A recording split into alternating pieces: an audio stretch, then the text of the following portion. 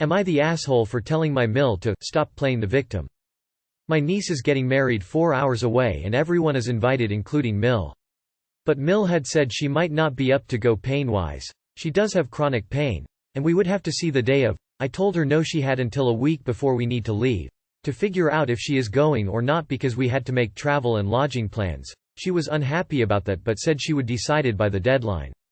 Well, today was her deadline, and when I asked instead of I'm go, or I'm not, she just wanted to know if I really wanted her to go. This is the point, I may be the asshole. I snapped with, for Christ's sake, quite playing the victim and just decided if you want to go. She of course denied playing the victim. I said, yeah, that statement implies we are sitting around telling you we don't want you around. Nobody does that and it ticks me off that you act like we do. To which she said, I do plenty things that tick her off and you just get over it. And I shot back, or you bring them up like a grown-up. So on until finally I just demand to know if she was going or not. Of course she said no. But I'm not going to hold her to that and will ask later once we have both calmed down if she is sure. So the asshole, and need to apologize, or was the, do you really want me to go, manipulative? Edit. Okay, in an attempt to clear up some things. Mill does have chronic pain issues. I also have chronic pain issues, so please stop telling me I don't understand having chronic pain. I'm the primary caregiver for her. And bring her on the trip will mean more work for me, but if she stays home I need to be able to set up someone to stop by a few times a day to check on her because she is a fall risk. Mill does tend to make a lot of, poor me, comments even when things are happening to others people. Like when my mom's house burnt down last month, she couldn't stop going on about how terrible she felt and how heartbroken she was about the whole situation. So yes, my "stop playing the victim" comment was not out of nowhere. However, was it appropriate to say in the context I did? That's the question. Edit for further clarification. As a person with chronic pain, I don't think that having a pain condition entitles anyone to be able to insist other people to leave big plans such as a multiple-day road trip in limbo until the morning of, so I can decide then. If I can't commit and meet that commitment, then I forgo going. My question has never been about whether it was right to give her a deadline and making her make a decision, because I feel totally in the right about that. My question is about whether I was the asshole for sapping at what I perceived as a useless and meaningless manipulation for validation, pity or guilt, or if I should have taken her question at face value. Edit 3. I know the 18 hours is not up yet, but it is becoming very clear that on this occasion, I am very much the asshole and need to do some apologizing. Since I don't believe it would be right to wait for the official verdict even after I have been convinced, I plan to apologize as soon as she is up for the day. I want to thank everyone who took time to give their 2 cents, and help me realize I was the biggest of assholes. Not the asshole. Yes, she has chronic pain, but so do you, so it's not like you don't understand where some of her feelings come from, but it sounds like she was being ridiculous. 1. It doesn't matter how much you want her there, it's not your wedding. So asking you was silly, manipulative. 2. You've asked quite a few times already whether she will be there, and so she has no reason to believe you don't want her there. 3. She's a grown-up. She understands that things need booking in advance. With this information, I'm going for YTA. I think it's quite inconsiderate to give her a deadline and week before the wedding, since chronic pain can be different every day, and especially since it's a wedding of someone she might care about. A deadline like that just seems awful. What would you have done if she said yes at that moment, but the day of the wedding her pain was so bad she wouldn't have gone? Would you two have the same conversation then? Also, you didn't bring them up like a grown-up, you ranted to her like a teenager. I don't know why someone would say, stop playing the victim, unless it's something that happens a lot. So maybe this just the last drip in the bucket of things your Mill did before this, but I can't know that from the post, so for now YTA. You are the asshole. What was this all about? She asked a question and instead of answering you went on a tirade. You say she's playing the victim. Sounds like she would be justified in that attitude. Not only does she have a chronic pain condition, she has you in her life as well. YTA. After your edit you explained she inconveniences you as you're her primary caretaker, and I think her question was quite genuine.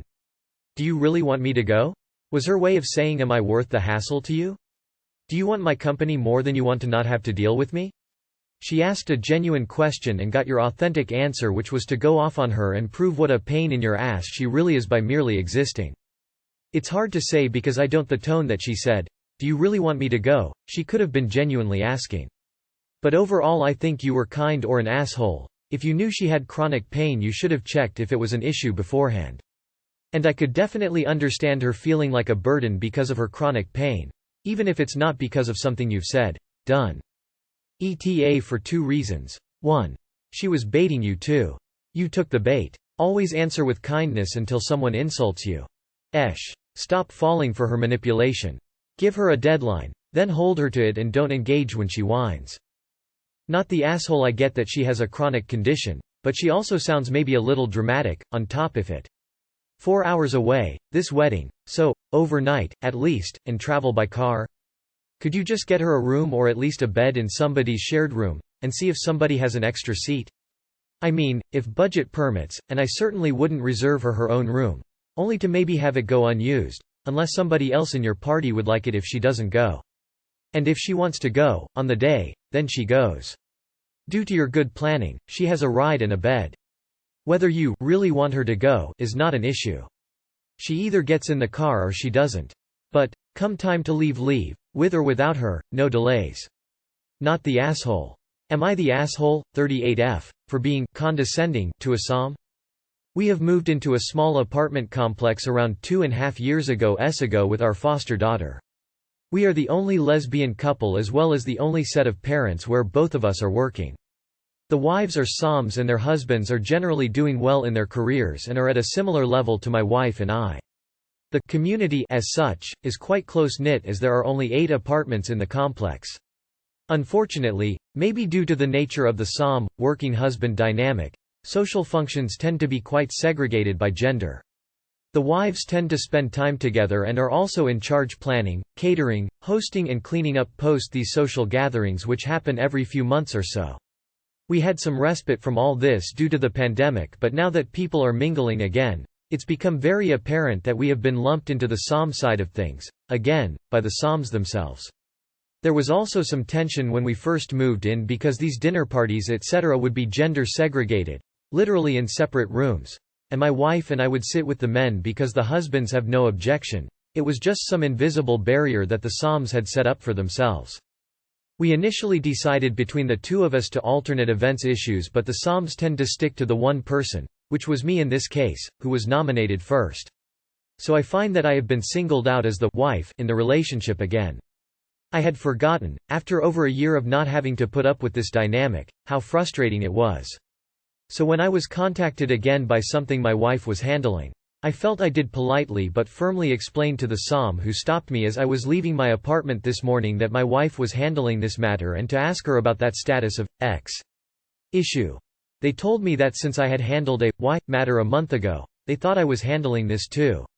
I again reiterated, with more emphasis, that as per the message in the group chat, my wife was handling this issue and we often alternate who is in charge of what.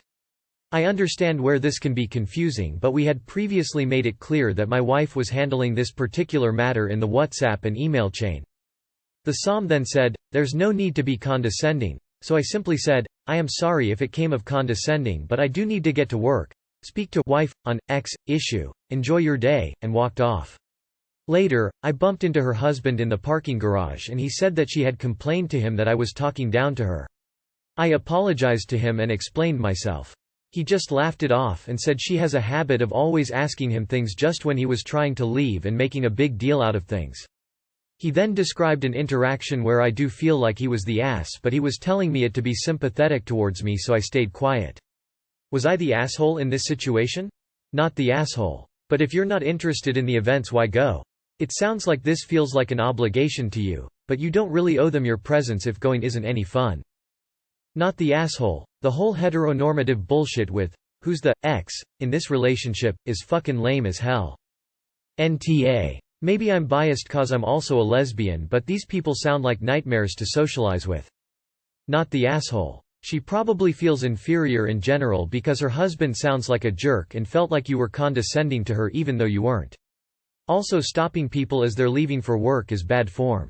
Not the asshole, but it sounds like the issue is less Sam and more their very traditional families trying to segregate you and your wife into gendered roles in a relationship, which is an issue, because that's not who you are. Honestly, you're much kinder than I because this sounds exhausting, and also you weren't being condescending. You told her you had to go and she didn't listen. You are being condescending though, aren't you? You'd rather hang out with the husbands because they work, even though you might think they're asses. Maybe the Psalms are under the impression that you look down on them because you do?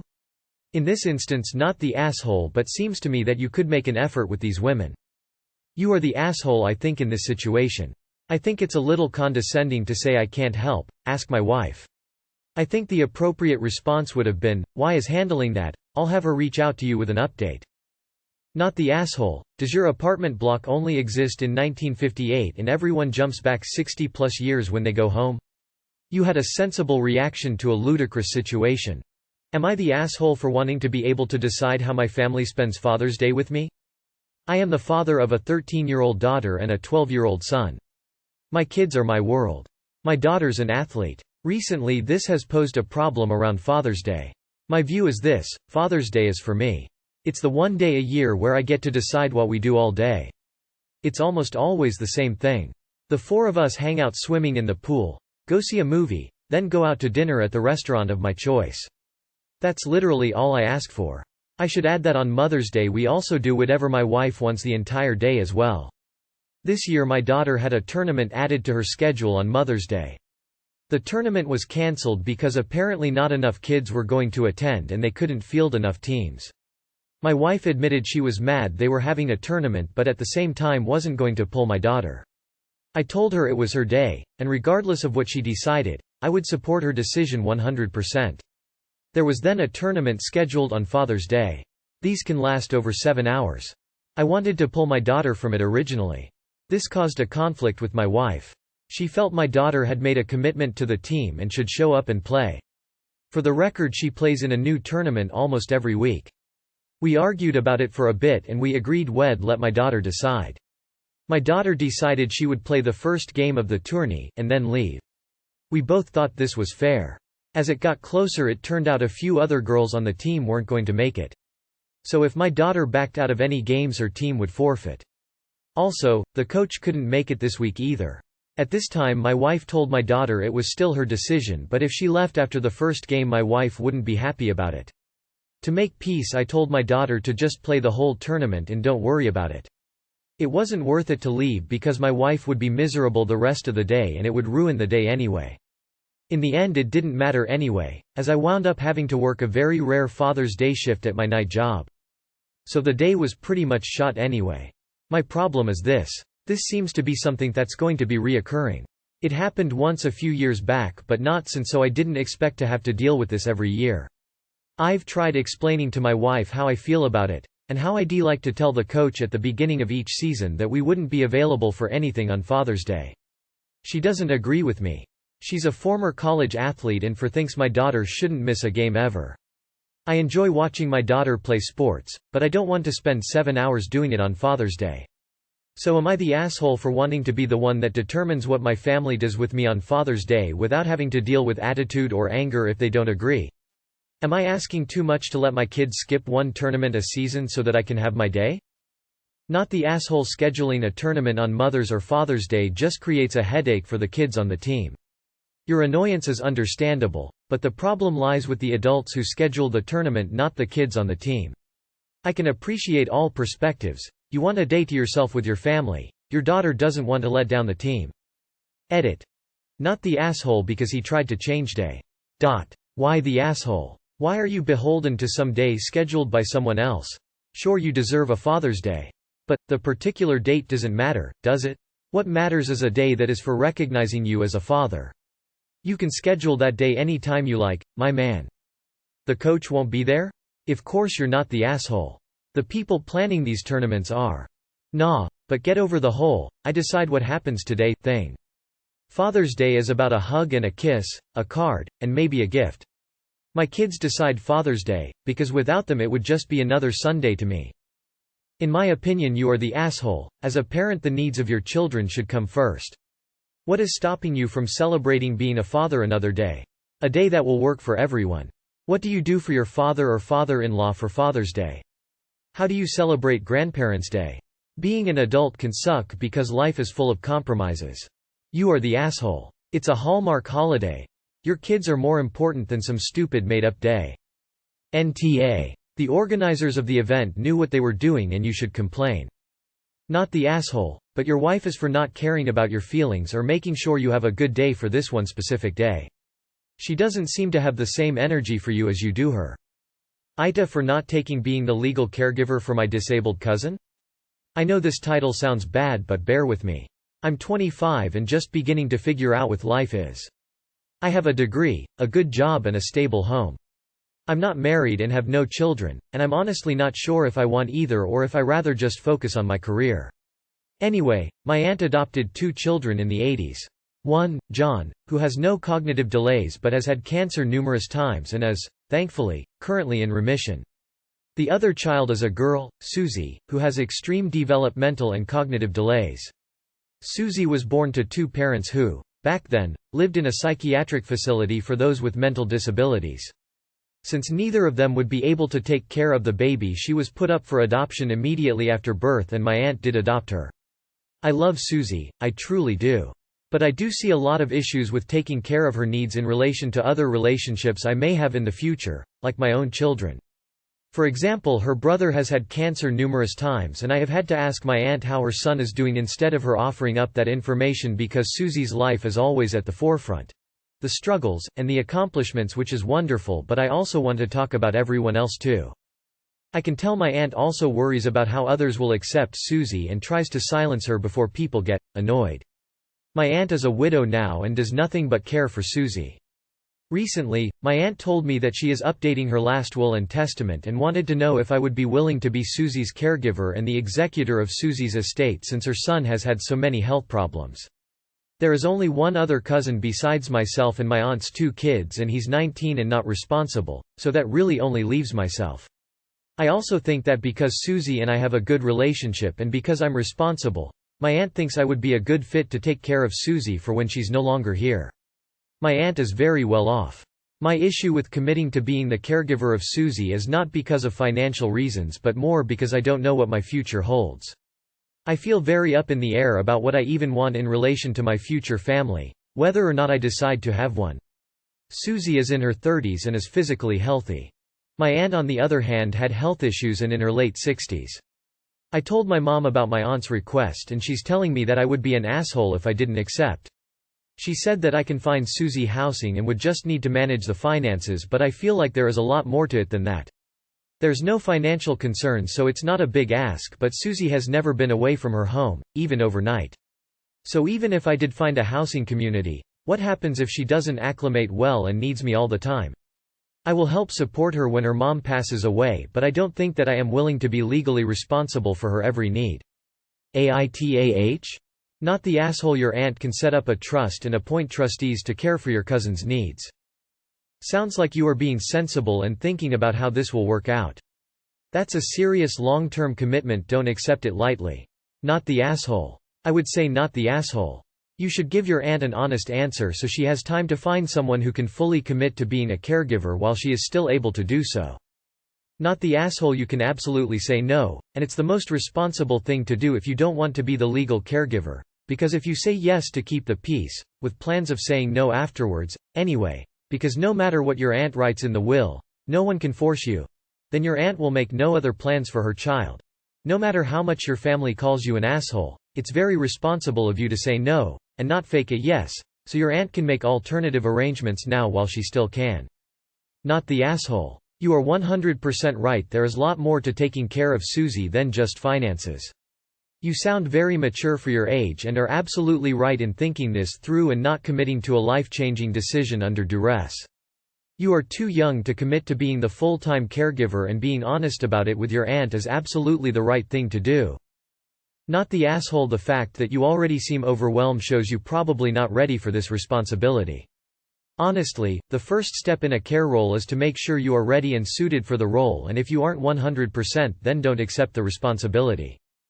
Hey there, Op. Just wanted to let you know that, unless you want us all to get naked with you, or the pun is intentional, you probably meant to say bear with me rather than bear with me. Bear means to tolerate, whereas bear means to get naked. Carrot, I am merely a bot. Op can reply, delete, and this comment will be removed. There's more info on my profile. Cheers. Carrot, version 2021-06-12.1. Not the asshole. It's a lot of work emotionally, physically and financially. Because family is not sufficient reason to take on such a humongous endeavor. Better for your aunt to identify someone who is willing to do it now rather than her estate having to deal with that, too. Even if you are designated as the guardian, you don't have to accept it.